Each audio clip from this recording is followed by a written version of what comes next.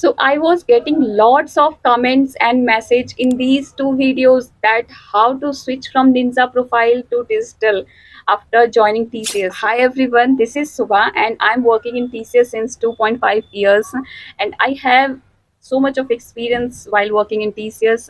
I'm working as a system engineer now and I have joined TCS in 2022 in February month. So today we will discuss about all these points that how to switch from TCS Ninja to TCS Digital Profile after joining TCS. And what is the eligibility criteria, आप eligibility criteria क्या क्या हैं, आप कैसे कितनी बार exams दे सकते हैं और किस बेसिस पे आप एग्ज़ाम दे सकते हैं। उसके बाद we will discuss about is it really worth it, TCS ninja से टीसीएस डिजिटल में स्विच करना क्या हमारे लिए फ़ायदेमंद होगा सैलरी के मामले में या नहीं। And then the last point we will discuss about that which will be better, job switch और wings one exams. So let's start this video. तो चलिए शुरू करते हैं। सबसे पहले अगर आप टीसीएस ज्वाइन कर चुके हैं तो many many congratulation to you if you have join TCS as a fresher. अगर आप निंजा प्रोफाइल से डिजिटल प्रोफाइल में स्विच करना चाहते हैं तो after your 6 months of training और आप उस पर स्विच कर सकते हैं। आपको पहले सबसे पहले कोर्स करना पड़ेगा, उस कोर्स का नाम विंग्स वन एग्ज़ाम होता है और ये एग्ज़ाम साल में 2 बार होता है। आप इसको 2 बार अटेम्प्ट कर सकते हैं। पहले बार अप्रैल मई के महीने में होगा, सेकेंड टाइम अगस्त एंड सितंबर में होगा। You have to prepare for this exams. Now come to the second topic, what is the eligibility criteria for this exams. So first criteria is you should not be working from your home, और आपको office जाना ही पड़ेगा। अगर आपने किसी भी exception की वजह से वर्क फ्रॉम होम ले रखा है तो then you are not eligible for this exam. And the second criteria is that आपकी रेटिंग, आपका परफॉर्मेंस अच्छा होना चाहिए। अगर आप प्रोजेक्ट ज्वाइन कर चुके हो और आपको 6 मंथ्स हो चुका है, 4 to 6 मंथ्स हो चुका है, then your performance rating should be 4 और 5। आपका परफॉर्मेंस मैक्सिमम रेटिंग 5 होती है और आपका परफॉर्मेंस 5 या फिर 4 होना चाहिए। और अगर आप 1 ईयर कंप्लीट कर चुके हो देन परफॉर्मेंस बैंड मिलता है हमें, वो परफॉर्मेंस बैंड ए और बी होना चाहिए, C will not be allowed for wings one exams. Okay, and the third criteria is आपके पास ग्रेड C1 और बिलो होना चाहिए। अगर आप TCS निंजा प्रोफाइल से ज्वाइन कर रहे हैं तो असिस्टेंट सिस्टम इंजीनियर के थ्रू ज्वाइन करेंगे तो आपका ग्रेड C1Y होगा। Then you will be promoted to C1 after your 2 years of experience in TCS. तो मैक्सिमम 3 years तक आप विंग्स वन एग्ज़ाम दे सकते हैं। Then after if you want to promote yourself from Ninja to Digital after your 3 years, then you can go for wings 2 exam which will be little tough than wings 1। wings 1 exam easy होता है, wings 2 exam थोड़ा सा tough level का होता है। तो ये हो गया आपका third criteria. The fourth criteria is आप टीसीएस के कॉन्ट्रैक्ट बेसिस एम्प्लॉय नहीं होने चाहिए, आप परमानेंट एम्प्लॉय होना चाहिए। टीसीएस में एज अ परमानेंट एम्प्लॉय आप हायर होने चाहिए, not on a contract basis. Now coming to the next point that switching from ninja profile to digital profile will be really worth it or not। so ये फ़ायदेमंद होगा या नहीं होगा।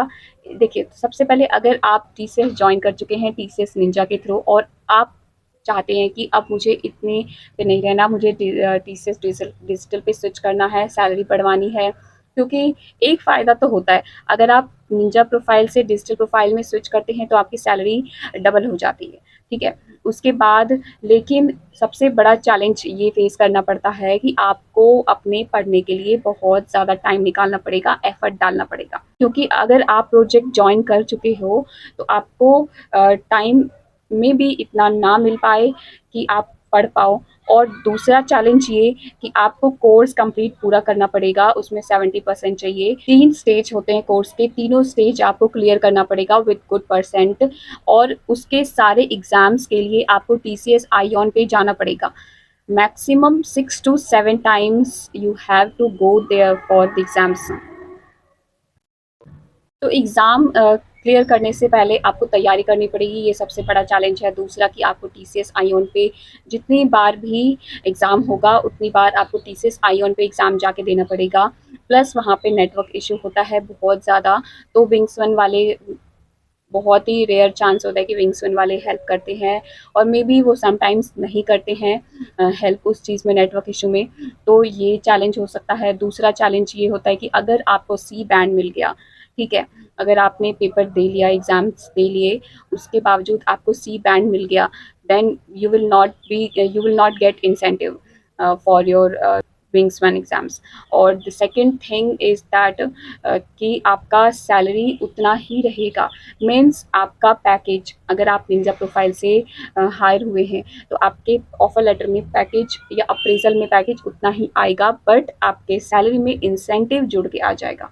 तो इसमें कुछ फ़ायदा तो होता नहीं है, ठीक है, मतलब आपको फ़ायदा है कि आपके पास सैलरी आ रही है, बट अगर आप जॉब स्विच करेंगे तो आपका ऑफर लेटर देखा जाएगा, आपका अप्रेजल देखा जाएगा, उसके बाद उसी पे आपको हाइक मिलने वाला है, इंसेंटिव पे हाइक नहीं मिलेगा, ठीक है।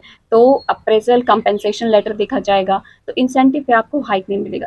कंपेंसेशन लेटर में आपका पैकेज उतना ही रहेगा, बट आपकी सैलरी में as a incentive for clearing your wings one exam that will be included as only as a incentive. So that is the thing. मैं मुझे ये लगता है कि it will not be worth it.